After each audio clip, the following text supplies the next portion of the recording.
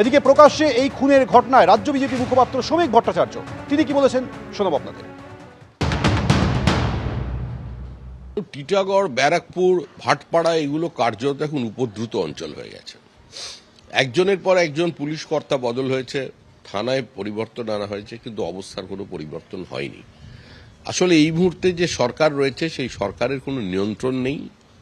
সমাজ বিরোধীরা মনে করছে এটা তাদের সরকার, নিয়ন্ত্রণহীন সমাজ আর একটা সম্পূর্ণ পঙ্গু প্রশাসন, তার জন্যই এই ঘটনা ঘটে চলেছে। তৃণমূল যতদিন ক্ষমতায় থাকবে এগুলো চলবে।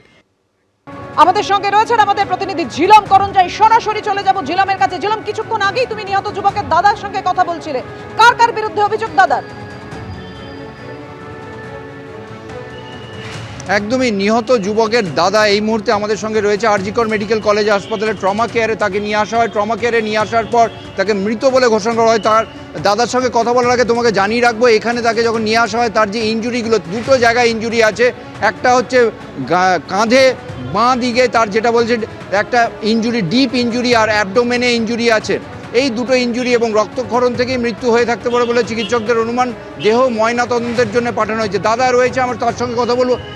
ভাই আপনার সঙ্গে কথা বলেছে, কে কে মেরেছে, কি কারণে মেরেছে, কি বলেছে? पवन राजभर আর কি বলা যায় ওর কারহাই রাজ তিওয়ারি, কারহাই তিওয়ারি, এরা তিনজন মিলে মেরেছে। যাচ্ছিল ভাই আমার কি হলো কি না, আগে এক জানুয়ারি রাত্রির বেলা, 31 ডিসেম্বরে রাত্রির বেলা 5 ডিসেম্বরে কিছু হয়েছিল, ওদের মধ্যে কিছু হয়েছিল। তাহলে পুলিশ দিয়ে আমরা সব, ও ভাইকে বলে আমরা সব সিস্টেম ঠিক করে নিলাম। আবার আজকে এই ঘটনা হলো। আপনার ভাই কি বললো যে মেরেছে, কেন, কি গন্ডগোলটা কি হয়েছিল?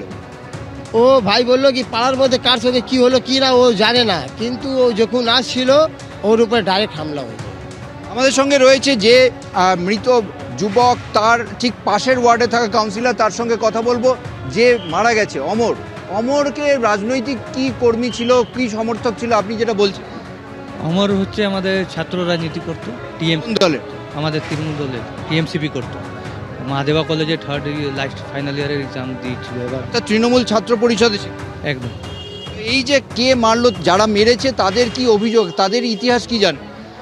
আমি যত জানি পবন রাজভর মেরেছে। পবন রাজভর একটা কোর ক্রিমিনাল, এই 2-3 মাস আগেই জেল থেকে বেরিয়েছে। আবার এরকম একটা ঘটনা, এর আগেও ও একটা মানে হাফ মার্ডার কেসে জেলে ছিল, মার্ডার কেসেও জেলে ছিল। 1 জানুয়ারির অভিযোগ করা হচ্ছে, সেটা কি ঠিক? হ্যাঁ, 1 জানুয়ারি রাত্রিবেলা একটা ঝামেলা হয়েছিল, ওখানেও অমরকে ওরা টার্গেট করে মেরেছিল। যেহেতু ইয়াং ছেলে, পাড়া একটা ভালো কাজ করতো, ওই যা হয় অ্যান্টি সোশ্যাল, তাদেরকে দেখতে চায় না এরকম। অর্থাৎ মৃত যুবক তৃণমূল ছাত্র পরিষদ করতো সক্রিয়ভাবে। একদম, মৃত যুবক তৃণমূল ছাত্র পরিষদের কর্মী এবং তৃণমূল ছাত্র পরিষদের এক কর্মীকে কুপিয়ে খুন করা হলো দোলের দিন, এমনটাই খবর পাওয়া যাচ্ছে। একদম এই খবরই আমরা ফিরবো ছোট্ট একটা বিরতির পর, সঙ্গে থাকবেন।